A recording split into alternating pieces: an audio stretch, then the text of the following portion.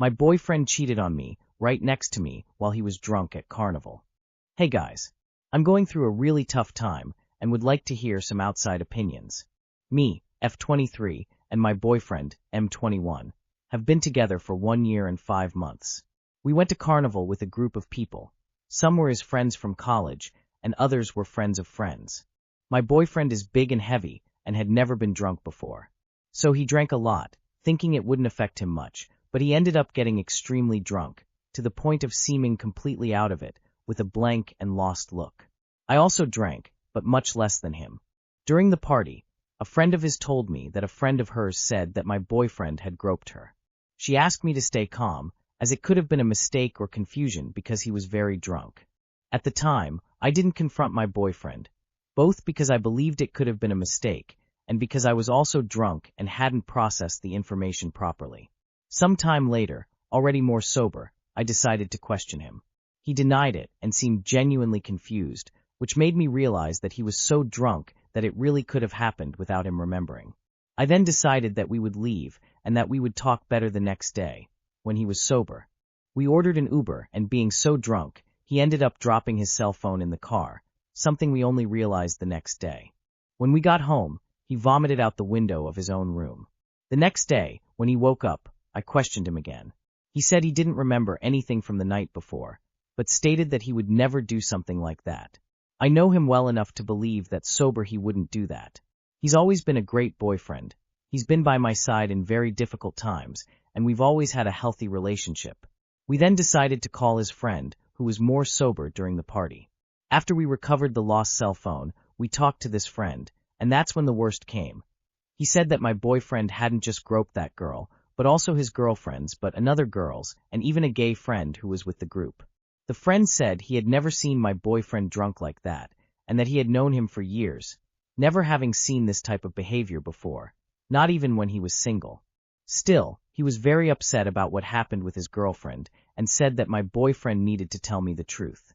After ending the call, my boyfriend cried a lot from shame, disappointment, and regret. He said he didn't remember anything, but that he was completely disappointed with himself. He asked for forgiveness in every way, said he was willing to do whatever it took to regain my trust and save our relationship.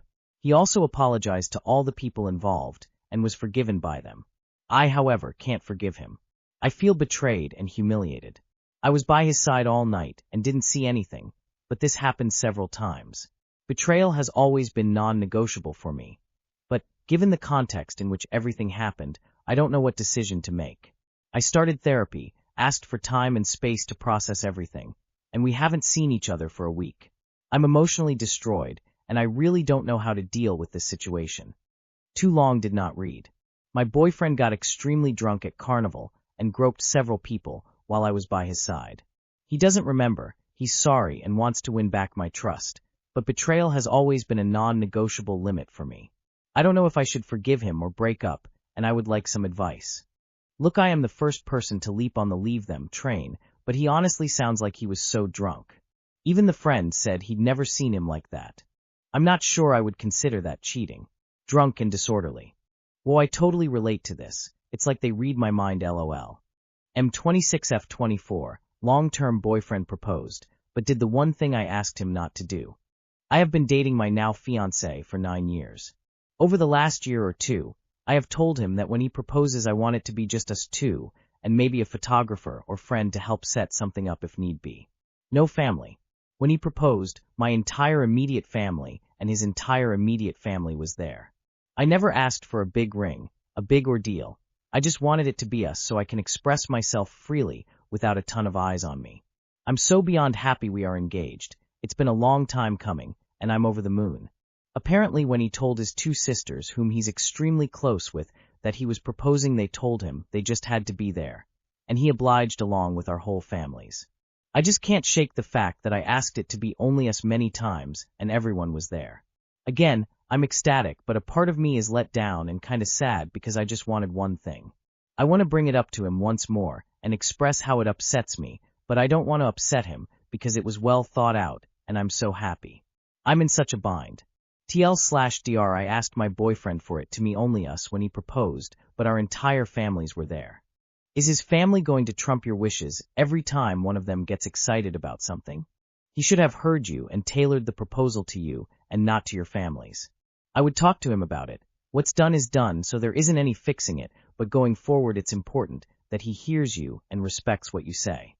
Are there other examples of him deferring to others under pressure and or ignoring your clearly stated preferences? My 30M friend, 24F, mad a confession at the weekend, and I'm sure what to do. My /, 30M / female friend / 24F / expressed her love for me this weekend. Advice needed, please. For context, the female, who is called L, in question is my deceased partner's younger sister. We had been together since we were 14 and in high school. We never married and had no kids, but always dreamed and spoke of those future occasions. She suffered with mental health most of her life and ultimately decided in 2020 that she couldn't live anymore. It of course shocked all of us. I knew she was struggling, and I was doing my best to be the supportive partner for her, but with the socializing restrictions due to COVID, it took a bigger toll on her than I realized. Her family were there for me as I was for them. I had lost my father only 2 years before, then had to sell my flat and move back into my mum's, so it was a tough few years for me. Elle helped a lot, making sure I went to my therapy sessions and looked out for me even though she had her own life going on and was only 19 turning 20. As COVID ended in 2021 and I was able to socialize with my usual circle of friends, the two of us drifted slightly. She was living her life, and I was living mine. We still kept in occasional contact, as I did with her parents and elder sister. She looked to have started settling down in 2023 when she had her daughter. I was grateful that the family ensured I was part of the celebrations, and they kept inviting me to family gatherings. I attended some, but not all, as I felt I shouldn't be hanging around, otherwise I wouldn't move on from my partner. Elle would seem disappointed when she would ask why I wasn't attending, but understood. Unfortunately for her, the child's father decided in January 2020 that he no longer wanted to be a family and took off. As we proceeded further into 2024, I began dating. At first I was unsure whether to say to the family as a sign of respect. I spoke to Elle to see what she would think. She has the type of personality where she has no filter in a good way. She suggested I go for it, as I was still under 30 and had my whole life in front of me. So I did. Unfortunately for me, on the few dates I went on, I just felt numb inside. I would engage with the dates, but my mind would drift off to my partner mid-conversation. I felt awful that I was doing this to these women. Over the final period of 2024 and first period of 2025, me and Elle were hanging out more. We would meet for coffee during the week, where she would bring her daughter along, and occasionally just us two would go to the cinema and dinner on a Friday or Saturday night. As she was a single parent, last summer I offered to look after her daughter on a few individual days, as she wanted to go to a few music festivals. She appreciated the offer, and I kept my offer. During last summer there was a family fallout between Elle, the elder sister, and their parents. My name was brought up as the eldest believed I didn't do enough for my partner. Elle and her parents defended me where an accusation of a romantic relationship between me and Elle was made. I won't go into more detail, but the result is now the eldest sister speaks to no one. By the time Christmas comes, the parents invited me and my mum round for Christmas dinner. As we were spending time with our own extended family, we politely rejected. But I did pop round to see Elle on Christmas Eve. We spent a few hours reminiscing about past Christmases and how my partner loved decorating the house. It was a great evening where, even though some tears were shed, laughs were had too. As the first few weeks of 2026 come along, Elle started calling and texting me more regularly throughout the day. She would ask about my day, so on and so forth. I didn't really think much of it. We were still meeting up every week for a morning coffee, and for 2 out of 5 of the weekends in January, we went to the cinema. Then last Monday, Elle phones me asking what I was doing Friday. My reply was not much. She suggested we do a friend's Valentine's. I jokingly laughed but agreed after she explained herself better.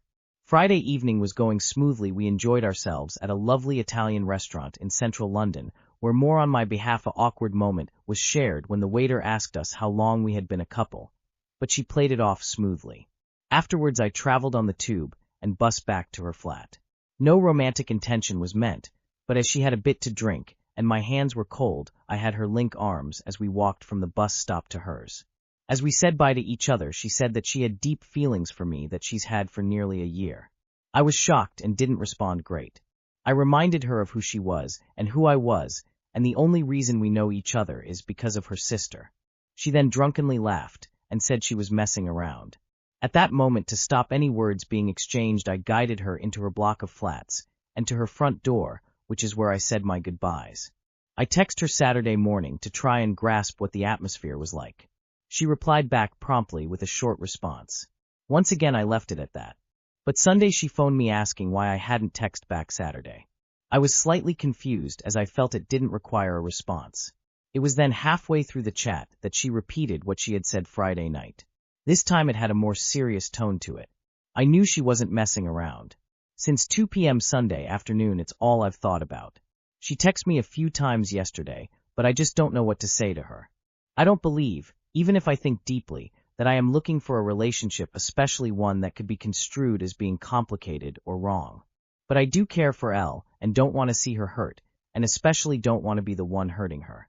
As I said at the beginning of my post, I was not married to her sister. But she was my high school sweetheart, and the one person I always believed I'd share a life with. I know it's coming up to 6 years, but I'm not sure if I'll ever get over losing her. But at what point do I accept it's time to close that chapter and move on? Do I listen to what Elle says and search in myself if I have those same feelings?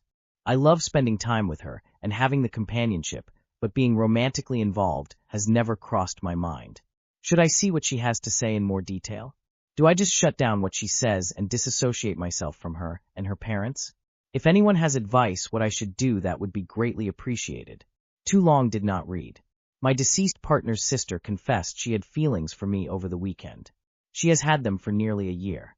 Her sister/my partner passed away nearly 6 years ago, and we were unwed and had no children.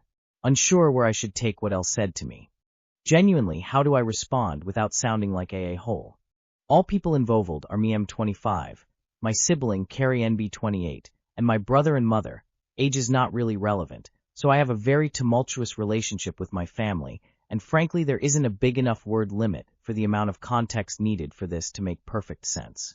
The important details are that my mom prioritizes my brother because of his daughter despite all the trauma and abuse he put me and my sibling through. I personally can't be bothered to harbor feelings of any sort towards my mom and my brother. 95% of the time I'm apathetic to anything that happens to them. My sibling is boarding obsessed with hating them though. Recently my brother got into a pretty bad car accident with his baby mama and their daughter. To my knowledge, the daughter and my brother were completely fine. Baby mama was severely injured but is stable now. Carrie decided that then was the perfect time to tell our mother that Zane was a huge idiot for getting into the crash. No clue if it was his fault, but it really doesn't matter at this point.